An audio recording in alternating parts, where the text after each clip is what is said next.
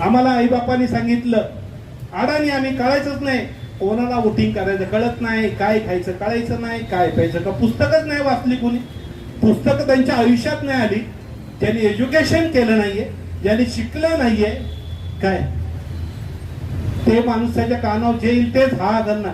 शिकले की ते घर मोठं होणार, शिकले की त्या घराचा विकास होणार. म्हणून जे जे शिकले त्या त्या घराचा विकास. मी मुस्लिम समाजाला सांगतो, मुलांना शिकवा, शिकवलं पाहिजे. शिकले तर शहाणे होणार, शिकले तर जमात मोठी होणार, तिला कळणार खरं वाईट काय सगळं समजणार. म्हणून बाबासाहेबांनी सांगितलं, शिक्षणे वाघिणीचं दूध आहे. वारे साहेब शिकले आहे का ना, आता सगळे सुलूट मारतात, खालून वरपर्यंत सगळे सुलूट सुलूट सुलूट सुलूट.